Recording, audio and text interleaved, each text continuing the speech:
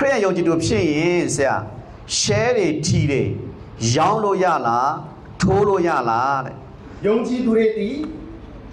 ရှဲထိုးလို့ရလားပေါ့နော် ရှဲတွေထီတွေထိုးလို့ရ ရှဲ လား တွေထီတွေထိုးလို့ရလား ဒီရောင်းလို့ရလား ဒီຢာနဲ့ပတ်သက်ပြီးတော့လေတချို့ကတော့ထိုးကျင်တော့ဟိုဘယ်လိုပြောမလဲ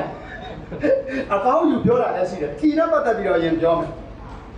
တချို့ကပြောလဲရားတဲ့ယေရှုကတော့ဖွင့်ပြတယ်တဲ့ဟာကျွန်တော်လှုပ်ဆောင်မအောင်ဘယ်လိုလဲလို့ယေရှုကဒင်္ဂါတစ်ပြားကိုထောင်ပြတယ်တဲ့အဲ့ဒင်္ဂါထဲမှာဘ누구ပုံပါတယ်တော့စီဇာပုံပါတယ်အေးစီဇာနဲ့ဆိုင်တဲ့အရာစီဇာကိုပေးဆိုအခွန်ပေးခိုင်းတယ်တဲ့ဒီ lottery ဆိုတာ T ဆိုတာကနိုင်ငံတစ်ခုရဲ့အခွန်ဖြစ်တဲ့အတွက်တဲ့ကျွန်တော်တို့ကတစ်ခါတလေလေးတဲ့နော်ရေခွန်လည်းမဆောင်ခြင်းဘူးတဲ့မိခွန်လည်းမဆောင်ခြင်းဘူးတဲ့အထူးသဖြင့်ကျွန်တော်မြန်မာပြည်မှာဆိုရင်ဖွံ့ဖြိုးဆဲနိုင်ငံဖြစ်တဲ့အခါမှာဒီ tax တွေနဲ့ပတ်သက်ပြီးတော့သိကောက်တာမရှိဘူးနော်ဆရာဒါပေမဲ့သူပြောချင်တဲ့ပုံစံကတော့နော်အဲ့ဒါကြောင့်တဲ့ကျွန်တော်အနေနဲ့ကတော့ထိုးတင်တယ်လို့ထင်တယ်ဒါပေမဲ့ဟိုပြောချင်တာစမ်းစာထဲမှာလည်းတစ်ဖက်ကကြည့်လို့ရှိရင်ရေစကြေလာတို့ရေရမိတို့မှာပေါ်ပြထားတဲ့အကြောင်းအရာတွေရှိတယ်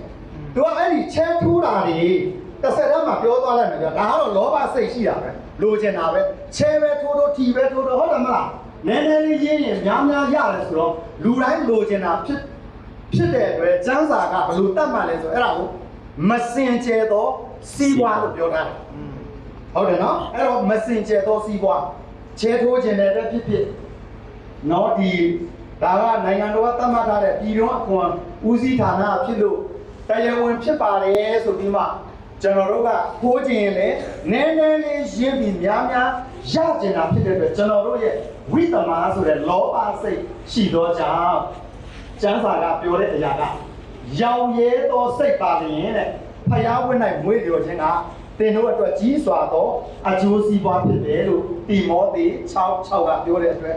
မလုပ်သင့်ဘူးလို့ကျွန်တော်ကတော့ဒီလိုပဲမြင်တယ်